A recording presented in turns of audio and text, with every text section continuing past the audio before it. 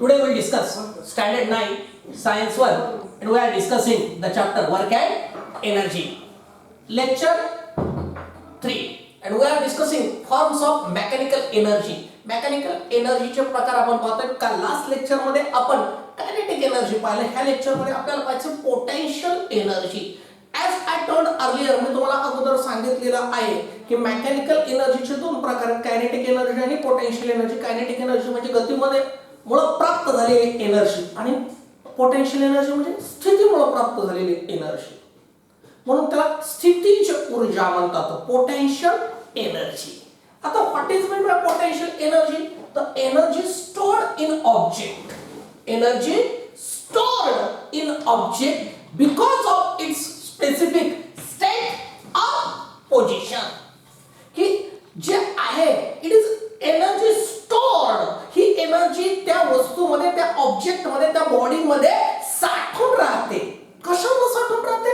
Because of its specific state. त्याचे एक विशिष्ट अशा अवस्थेमुळे किंवा इट्स स्पेसिफिक पोझिशन, त्याच्या विशिष्ट अशा स्थितीमुळे त्याच्यामध्ये होते. म्हणून it is called as potential energy. आता तुम्हाला एक्झाम्पल पाहिल्यावर लक्षात येईल की काय डेफिनेशन आहे. स्ट्रेच्ड बो.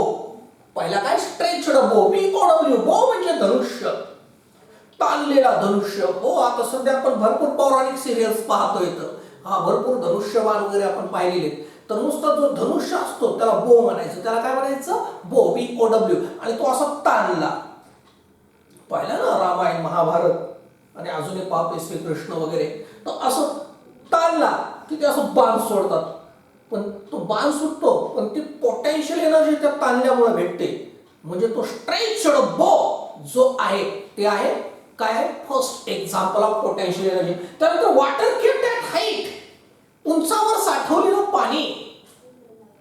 स्थितीमुळे त्याला काय भेटते? Potential energy. ते खाली आणण्यासाठी कोणत्या एनर्जीची गरज पडत नाही. नुसतं तुटटी सोडा, खाली येईल. आणि कॉम्प्रेस्ड स्प्रिंग. स्प्रिंग असते का नाही पेनची, अशी दाबायची टेबलवर, कॉम्प्रेस करायची, सोडून दिली की डान्स करायला लागते. म्हणजे त्याच्यामध्ये एनर्जी असते. हे काय येतं? Examples of potential energy. आणि पोटेन्शियल एनर्जीचा फॉर्म्युला फार सिंपल आहे. PE = mgh. इथं m काय आहे? Mass of the object. g काय आहे? Acceleration due to gravity. काय आहे? Acceleration due to gravity. काय आहे का? त्याला ग्रॅव्हिटेशनल एक्सेलरेशन सुद्धा म्हणतात बरं का. किंवा त्याला एक्सेलरेशन ड्यू टू ग्रॅव्हिटी किंवा ग्रॅव्हिटेशनल एक्सेलरेशन सुद्धा म्हणतात. ज्याची किंमत, ह्या जी ची किंमत कॉन्स्टंट असते 9.8 मीटर पर सेकंड स्क्वेअर. ही काय असते? जी ची किंमत कॉन्स्टंट आहे 9.8 मीटर पर सेकंड स्क्वेअर. संपूर्ण पृथ्वीवरती कॉन्स्टंट आहे. आणि h काय आहे? हाईट. मग याचं एक्सप्रेशन काय? Suppose object of mass m. हो, एखादा m मास असलेला काय केला? ऑब्जेक्ट उचललाय and it is kept at height h. आणि h एवढ्या हाईट वर नेऊन ठेवलाय. सिंपल गोष्ट. हे पहा, हा रूम आलाय, हा ऑब्जेक्ट. करेक्ट. मग काय केलं? याचं मास m आहे. याचं मास किती आहे? m आहे. मी काय केलं? उचललं. ह्या रुमाला उचललं आणि ह्या हाईट वर ठेवून दिलं. पहा काय केलं मी? हा ऑब्जेक्ट आहे, m नावाचं मास आहे, उचलला आणि h एवढ्या हाईट वर ठेवला. काय केलं? m नावाचा मास असलेला ऑब्जेक्ट आहे, तो उचलला आणि h एवढ्या हाईट वर नेऊन ठेवला. म्हणजे मी काय केलं? काम केलं की नाही? इथं काहीतरी, इथं मी काहीतरी काम केलं. किती काम केलं? W=Fs. आपल्याला पहिल्या लेक्चर मधला फॉर्म्युला आहे. मग फोर्स काय? Mass into acceleration. इथं कोणतं एक्सेलरेशन आहे? Acceleration due to gravity. आणि s म्हणजे काय? हाईट. म्हणून आणि हेच वर्क डन कशामध्ये स्टोअर होतं? पोटेन्शियल एनर्जी मध्ये स्टोअर होतं. हेच वर्क डन कशामध्ये स्टोअर होतं? पोटेन्शियल एनर्जी स्टोअर होतं. म्हणून mgh. म्हणून पोटेन्शियल एनर्जीचा फॉर्म्युला काय? mgh.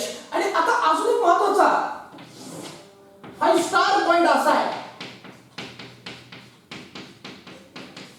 की काय? Potential energy is relative. आता रिलेटिव्हचा अर्थ काय? नातेवाईक. तो नातेवाईक तिकडे इंग्रजीमध्ये. सायन्स मध्ये रिलेटिव्ह म्हणजे सापेक्ष. रिलेटिव्ह म्हणजे सापेक्ष. रिलेटिव्ह म्हणजे सापेक्ष, सापेक्ष म्हणजे बदलणारा. काय पोटेन्शियल एनर्जी बदलते, रिलेटिव्ह आहे. हो, तुमचे इथं एक्झाम्पल सांगितलंय, पहा इथं डायग्राम काढतो, पुस्तकात आहे प्लीज.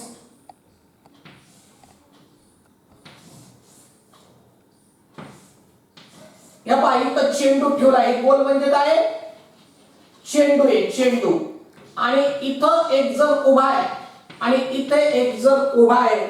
हा अतुल आहे आणि हा अजय आहे. हा अजय आहे आणि हा अतुल आहे.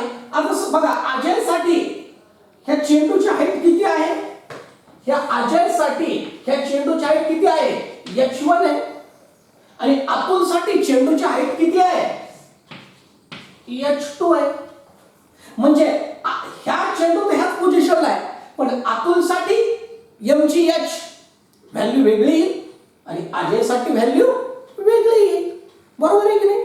आता समजा 3 मजली इमारत आहे, तुम्ही एकदम ग्राउंड फ्लोअरला आहात, एखादा पहिल्या फ्लोअरला आहे, एखादा दुसऱ्या फ्लोअरला आहे आणि टेरेसवर पाणी साठवून ठेवलंय, तर त्याची जी पोटेन्शियल एनर्जी आहे, ग्राउंड वाल्यासाठी हाईट जास्त आहे, ग्राउंड वाल्यासाठी हाईट जास्त आहे. त्यांनी जर का पोटेन्शियल एनर्जीचा फॉर्म्युला मांडला mgh, तर त्याची हाईट जास्त आहे, ती काय होईल, त्याची पोटेन्शियल एनर्जी वेगळी येईल. जो पहिल्या मजल्यावर उभा आहे त्याने मोजला तर वेगळी येईल, जो दुसऱ्या मजल्यावर उभा आहे त्याने मोजला तर वेगळी येईल. म्हणजे स्थिती बदलली आहे का, स्थिती बदलली का पाण्याची, टेरेसवरच्या पाण्याची नाही बदलली. पण ग्राउंड फ्लोअर वाल्यासाठी वेगळे, फर्स्ट फ्लोअर साठी वेगळे, सेकंड फ्लोअर वाल्यासाठी वेगळे, कारण सगळ्यांसाठी त्याची हाईट कशी आहे, वेगवेगळी आहे. म्हणून याला काय म्हणायचं, potential energy is relative. He potential energy काय असते, बदलणारी असते. आता समजा आपल्याला म्हटलं की distinguish between kinetic energy and potential energy. पहिला डिस्टिंग्विश, त्यांचे डेफिनेशन्स. कसं, कायनेटिक एनर्जीची डेफिनेशन, पोटेन्शियल एनर्जीची डेफिनेशन. दुसरा फरक द्या, दुसरा डिस्टिंग्विश, दोघांचे फॉर्म्युला, कायनेटिक एनर्जीचा, पोटेन्शियलचा. आणि तिसरं म्हटलं तर kinetic energy is not relative, ती रिलेटिव्ह नाहीये, but potential energy is relative. Potential energy कशी आहे, रिलेटिव्ह आहे. हा दोघांमधला काय फरक आहे. पहिला फरक हा डेफिनेशन, दुसरा फरक फॉर्म्युला, तिसरा फरक kinetic energy is not relative, potential energy is relative. तर इथं आपल्याला काय संपला, कोणता भाग संपला आपला, की एनर्जी. वरता आपण मागे संपवलं एनर्जी. पहिल्या एनर्जीची डेफिनेशन, एनर्जीचे वेगवेगळे फॉर्म्स, त्याच्यानंतर मेकॅनिकल फॉर्म, आणि मेकॅनिकल फॉर्म मध्ये दोन, कायनेटिक एनर्जी आणि पोटेन्शियल एनर्जी. आणि आता आपल्याला पाहायचंय transformation of energy. Transformation of energy म्हणजे काय ते व्यवस्थित पाहूया.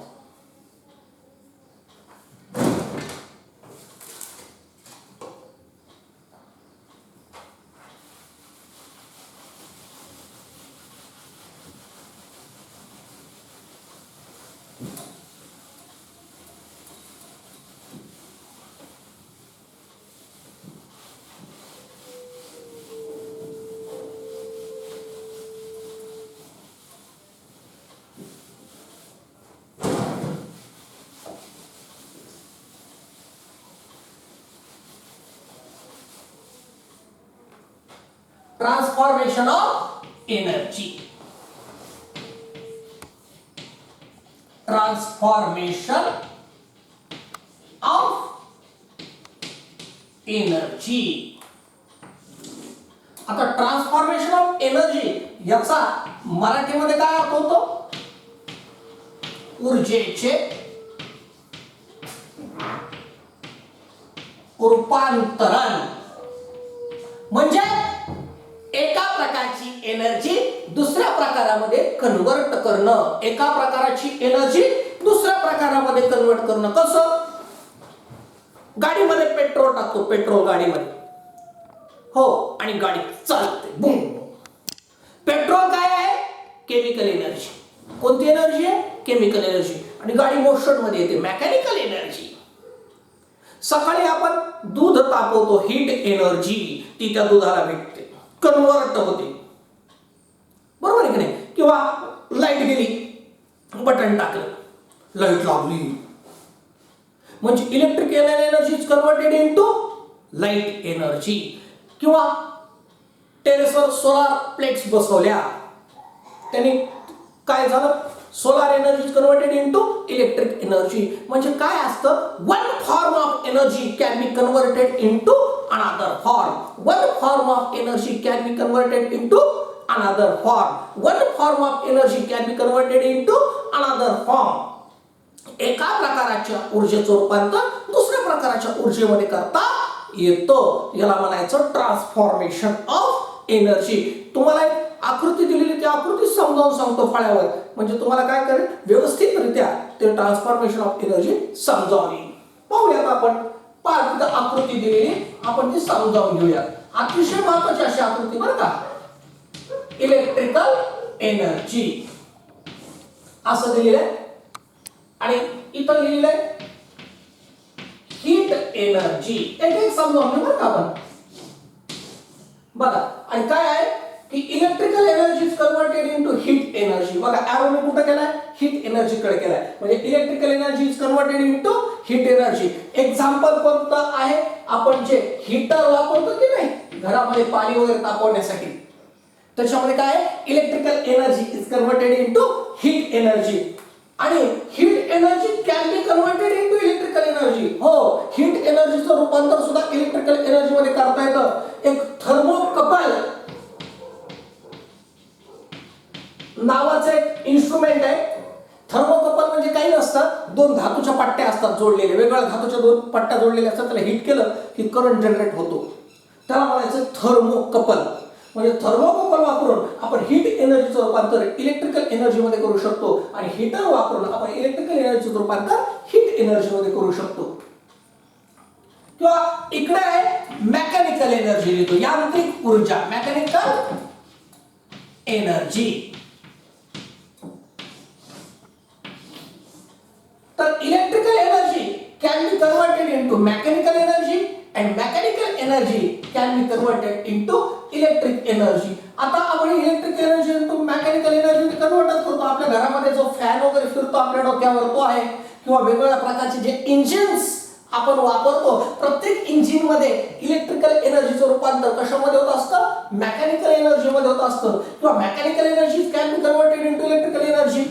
काय आहे, जनरेटर आहे की ह्या पहा, हे कन्वर्जन्स की इलेक्ट्रिकल एनर्जीचं रूपांतर मेकॅनिकल एनर्जी मध्ये आहे. फॅन आहे किंवा वेगळं मी काय म्हणलं, ऑल द इंजिन्स, सगळे इंजिन्स इलेक्ट्रिकल एनर्जीचं रूपांतर कशामध्ये करत असतात, मेकॅनिकल एनर्जी मध्ये करत असतात. आणि जे आपण जनरेटर वापरतो लाईट तयार करण्यासाठी, त्या जनरेटर मध्ये मेकॅनिकल एनर्जीचं रूपांतर इलेक्ट्रिक एनर्जी मध्ये होत असतं. त्यानंतर अजून एक एक्झाम्पल घेऊ आपण, केमिकल एनर्जी, रासायनिक ऊर्जा. Chemical energy can be converted into electrical energy आणि electrical energy can be converted into chemical energy. तर आपल्या घरामध्ये, आपल्या घड्याळामध्ये, रिमोट मध्ये जे सेल असतात ना, त्यांना प्रायमरी सेल म्हणतात. ह्या प्रायमरी सेल मध्ये chemical energy converted into electrical energy. हो, ती इलेक्ट्रिकल एनर्जी तर घड्याळ सेल संपला की घड्याळ थांबतं फिरायचं. किंवा रिमोट मध्ये सेल आहेत तुमच्या, ते सुद्धा काय करत असतात की केमिकल एनर्जीचं इलेक्ट्रिकल एनर्जी मध्ये रूपांतर करत असतात. आणि सेकंडरी सेल्स आहेत, ह्या सेकंडरी सेल मध्ये इलेक्ट्रिकल एनर्जीचं रूपांतर केमिकल एनर्जी मध्ये होतं. आता अजून आहे इथं लिहितो साऊंड एनर्जी. साऊंड म्हणजे ध्वनी, एनर्जी म्हणजे ऊर्जा. हे पहा, electrical energy can be converted into sound energy आणि sound energy can be converted into electrical energy. आता electrical energy can be converted into sound energy. उदाहरण कोणतं आहे, लाऊड स्पीकर. लाऊड स्पीकर आहेत ना, शाळेमध्ये वापरतात लाऊड स्पीकर. तुमच्याकडे प्रार्थनेच्या वेळेस हो सर वापरत होते, आता कधी जायला भेटतं शाळेत कोणाला माहिती. पण ते जे काय आहे लाऊड स्पीकर्स, ते लाऊड स्पीकर मध्ये काय होत असतं, electrical energy converted into sound energy. Light जाऊ द्या बरं, सर आरडू द्या बरं, किती जातं का पाठीमागपर्यंत आवाज ग्राउंडवर नाही. तेच लाऊड स्पीकर असलं की सावधान विश्राम लांबपर्यंत आवाज जातो. त्याच्यामुळे electrical energy is converted into sound energy आणि साऊंड एनर्जीचं रूपांतर सुद्धा इलेक्ट्रिकल एनर्जी मध्ये करता येतं. त्याचं उदाहरण आहे मायक्रोफोन. त्याचं उदाहरण काय आहे? मायक्रोफोनच्या माध्यमातून साऊंड एनर्जीचं रूपांतर इलेक्ट्रिकल एनर्जी मध्ये करता येतं. आणि आता राहिलं प्रकाश ऊर्जा, लाईट एनर्जी म्हणतात त्याला. आता लाईट एनर्जी जे आहे, electrical energy can be converted into light energy आणि light energy can be converted into electrical energy. आपल्या घरामध्ये जो बल्ब वगैरे आहे, बरोबर आहे ना, जो इलेक्ट्रिकल एनर्जीचं रूपांतर कशामध्ये करतात? त्या बल्ब मध्ये लाईट एनर्जी. आणि जे काय सोलार सेल्स आहेत ना, सोलार सेल, ह्या सोलार सेल मध्ये लाईट एनर्जीचं रूपांतर इलेक्ट्रिकल एनर्जी मध्ये होतं. किंवा काही फोटोव्होल्टाइक सेल्स सुद्धा आहेत की त्याच्यामध्ये सुद्धा लाईट एनर्जीचं रूपांतर इलेक्ट्रिक एनर्जी मध्ये होतं. ही जी आहे तुमची आकृती क्रमांक 2.5 आहे पुस्तकामध्ये. आकृती क्रमांक 2.5 अतिशय महत्वाची अशी आकृती. हे कन्व्हर्जन्स आपल्याला कळाले पाहिजेत, त्याचे एक्झाम्पल्स आपल्याला कळाले पाहिजेत. असंख्य असे प्रश्न यामध्ये जनरेट होतात. किंवा ऍक्टिव्हिटी शीट इथं मध्ये असं रिकाम्या जागा सुद्धा देतील आणि रिकाम्या जागा देऊन सुद्धा काय करतील? आपल्याला सांगतील कोणती एनर्जी कशामध्ये कन्वर्ट होते, त्याचे एक्झाम्पल्स द्या किंवा इथं कुठे ठेवतील. तर आपण हे व्यवस्थित काय करायचं? ही आकृती 2.5 पान क्रमांक 25 की जी आहे, पान क्रमांक 25 वर आकृती क्रमांक 2.5 आहे. हे व्यवस्थित मदत करायचं. हो, आता हे झालं ट्रान्सफॉर्मेशन ऑफ एनर्जी. आणि आता याच्याशी जो संबंधित आहे तो एक लॉ आहे आणि त्याचं explanation will see it later on. आज के लिए इतना ही.